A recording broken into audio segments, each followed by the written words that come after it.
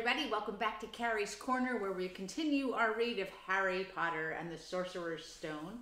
We're in the middle of the zoo in chapter 2 when Harry is casually talking to a boa constrictor. The boa constrictor from Brazil. Was it nice there? The boa constrictor jabbed its tail at the sign again and Harry read on. The specimen was bred in the zoo. Oh, I see. So you've never been to Brazil? As the snake shook its head, a deafening shout behind Harry made both of them jump. Dudley, Mrs. Dursley, come and look at this snake. You won't believe what it's doing. Dudley came waddling toward them as fast as he could. Out of the way, you, he said, punching Harry in the ribs. Caught by surprise, Harry fell hard on the concrete floor. What came next happened so fast no one saw how it happened. 1 second, Piers and Dudley were leaning right up close to the glass. The next, they'd leapt back with howls of horror. Harry sat up and gasped. The glass front of the boa constrictor's tank had vanished. The great snake was uncoiling itself rapidly, slithering out onto the floor. People throughout the reptile house screamed and started running for the exits. As the snake slid swiftly past them, Harry could have sworn a low, hissing voice said, Brazil, here I come. Thanks, amigo. The keeper of the reptile house was in shock. But the glass, he kept saying. Where did the glass go? The zoo director himself made Aunt Petunia a cup of strong sweet tea while he apologized over and over again. Piers and Dudley could only gibber. As far as Harry had seen, the snake hadn't done anything except snap playfully at their heels as it passed, but telling them how it had nearly bitten off his leg while Piers was swearing it had tried to squeeze him to death. But worst of all, for Harry at least, was Piers calming down enough to say, Harry was talking to it, weren't you, Harry? Uncle Vernon waited until Piers was safely out of the house before starting on Harry.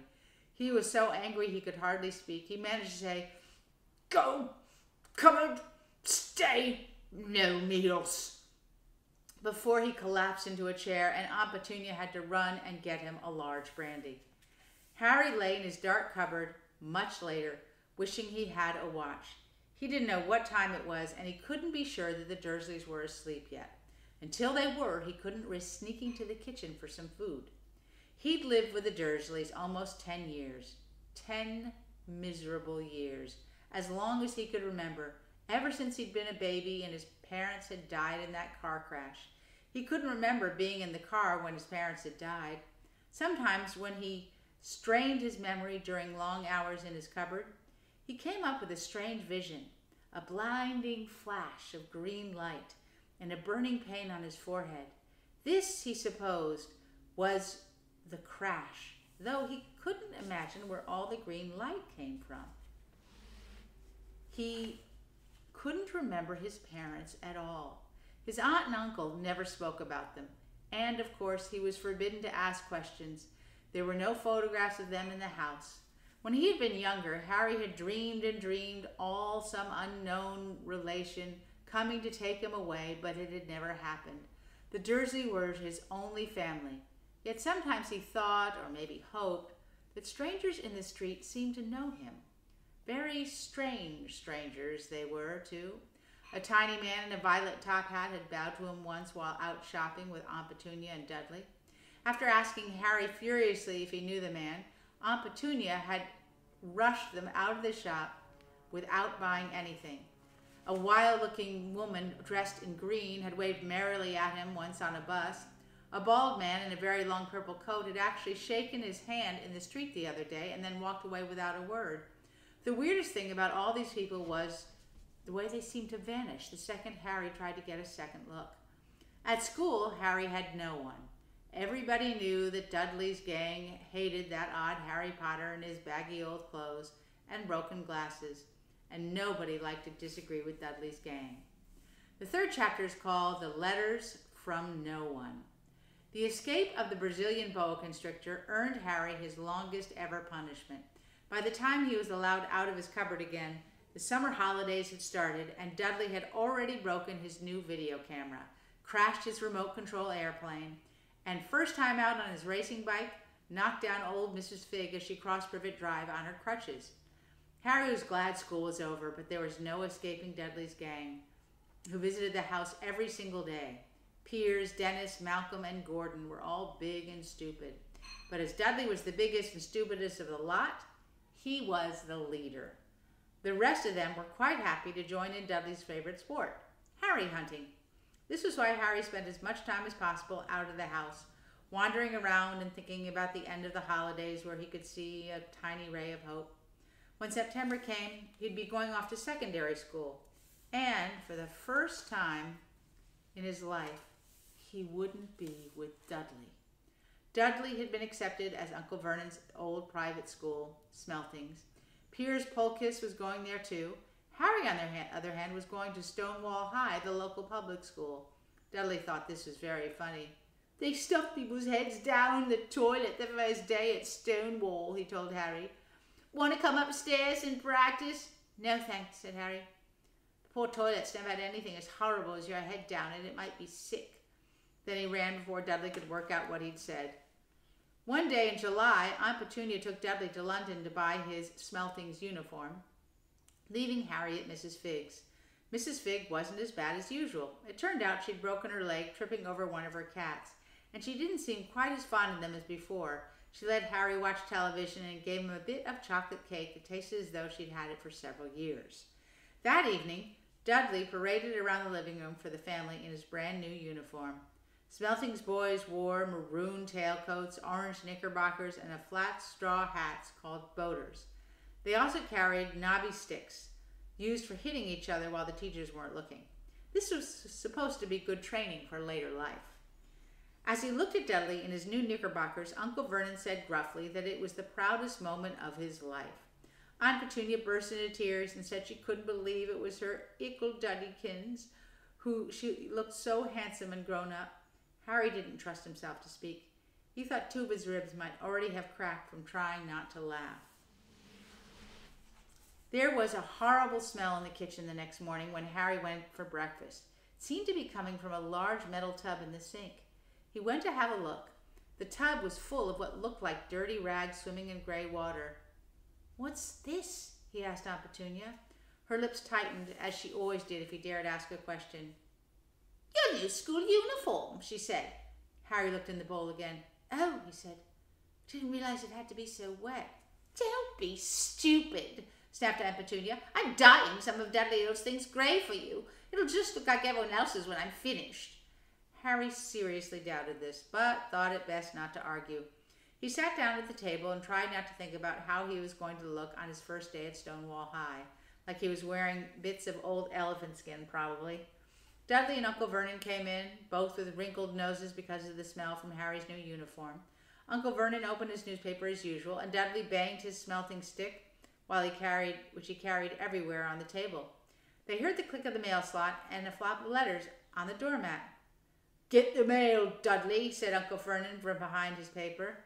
"Make Harry get it." "Get the mail, Harry." "Make Dudley get it." "Poke him with your smelting stick, Dudley." Harry dodged the smelting stick and went to get the mail. 3 things lay on the doormat: a postcard from Uncle Vernon's sister Marge, who was vacationing on the Isle of Wight, a brown envelope that looked like a bill, and a letter for Harry. Harry picked it up and stared at it, his heart twanging like a gigantic elastic band. No one ever in his whole life had written to him. Who would? He had no friends, no other relatives. He didn't belong to the library, so he'd never even gotten rude notes asking for books back. Yet here it was, a letter addressed so plainly there could be no mistake. Mr. H. Potter, The Cupboard Under the Stairs, 4 Privet Drive, Little Winging, Surrey. The envelope was thick and heavy, made of yellowish parchment, and the address was written in emerald green ink. There was no stamp. Turning the envelope over, his hand trembling, Harry saw a purple wax seal bearing a coat of arms, a lion, an eagle, a badger, and a snake surrounding a large letter H. "Hurry up, boy!" shouted Uncle Vernon from the kitchen. "What you doing? Checking for letter bombs?" He chuckled at his own joke. Harry went back to the kitchen, still staring at his letter. He handed Uncle Vernon the bill and the postcard, sat down, and slowly began to open the yellow envelope. Uncle Vernon ripped open the bill, snotted in disgust, and flipped over the postcard. "Marge is ill," he informed Aunt Petunia. "Ah, a funny whelp." "Daddy," said Dudley suddenly. "Dad, Harry's got something." Harry was on the point of unfolding his letter, which was written on the same heavy parchment as the envelope, when it was jerked sharply out of his hand by Uncle Vernon. "That's mine," said Harry, trying to snatch it back. "Who'd be writing to you?" sneered Uncle Vernon, shaking the letter open with one hand and glancing at it. His face went from red to green faster than a set of traffic lights. And it didn't stop there. Within seconds, it was the grayish white of old porridge. But, Petunia," he gasped. Dudley tried to grab the letter to read it, but Uncle Vernon held it high out of his reach. Aunt Petunia took it curiously and read the first line. For a moment, it looked as though she might faint. She clutched her throat and made a choking noise. "Vernon! Oh, my goodness! Vernon!" They stared at each other, seeming to have forgotten that Harry and Dudley were still in the room. Dudley wasn't used to being ignored. He gave his father a sharp tap on the head with his smelting stick. "I want to read the letter," he said loudly. "I want to read it," said Harry furiously, "as it's mine." "Get out, both of you!" croaked Uncle Vernon, stuffing the letter back into its envelope. Harry didn't move. "I want my letter," he shouted. "Let me see it," demanded Dudley. "Out!" roared Uncle Vernon, and he took both Harry and Dudley by the scruffs of their necks and threw them into the hall, slamming the kitchen door behind them. Harry and Dudley promptly had a furious but silent fight over who would listen at the keyhole. Dudley won, so Harry, his glasses dangling from one ear, lay flat on his stomach to listen at the crack between the door and the floor. "Vernon," Aunt Petunia was saying in a quivering voice, look at the address. How could they possibly know where he sleeps? You don't think they're watching the house?" "Watching, spying, might be following us," murmured Uncle Vernon wildly. "But what should we do, Vernon? Should we write back? Tell them we don't want—" Harry could see Uncle Vernon's shiny black shoes pacing down the kitchen. "No," he said firmly. "No, we'll ignore it. If they don't get an answer, yes, that's best. We won't do anything. But I'm not having one in the house, Petunia. Didn't we swear when we took him in we'd stamp out this dangerous nonsense?" That evening, when he got back from work, Uncle Vernon did something he'd never done before. He visited Harry in his cupboard. "Where's my letter?" said Harry the moment Uncle Vernon had squeezed through the door. "Who's writing to me?" "No one. It was addressed to you by mistake," said Uncle Vernon. "I have burned it." "It was not a mistake," said Harry angrily. "It had my cupboard on it." "Silence!" yelled Uncle Vernon, and a couple of spiders fell from the ceiling. He took a few deep breaths, then forced his face into a smile which looked quite painful. Yes, Harry, about this cupboard. Your aunt and I have been thinking you're really going a bit big for it. We think it might be nice of you to move into Dudley's second bedroom." "Why?" asked Harry. "Don't ask questions," snapped his uncle. "Take this stuff upstairs now." The Dudleys' house had 4 bedrooms, one for Uncle Vernon and Aunt Petunia, one for visitors, usually Uncle Vernon's sister, Marge, one where Dudley slept, and one where Dudley kept all the toys and things that wouldn't fit into his first bedroom. It only took Harry one trip upstairs to move everything he'd owned from the cupboard in his room. He sat down on the bed and stared around him. Nearly everything in here was broken. The month-old video camera was lying on top of a small working tank Dudley had once driven out the next-door neighbor's dog.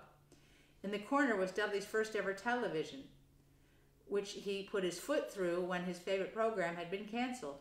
There was a large bird cage which had once held a parrot that Dudley had swapped at school for a real air rifle, which was up on the shelf with the end all bent because Dudley had sat on it. Other shelves were full of books. They were the only things in the room that looked as though they'd never been touched. From downstairs came the sound of Dudley bawling at his mother. "I don't want him in there. I need that room. Make him get out." Harry sighed and stretched out on the bed. Yesterday, he'd have given anything to be up here. Today, He'd rather be back in his cupboard with that letter than up here without it. That's going to bring us to the end of today. Tomorrow we continue with Harry Potter and the Sorcerer's Stone by J.K. Rowling. So, see you tomorrow. Have a great rest of your day. Bye-bye. Bye. See you tomorrow.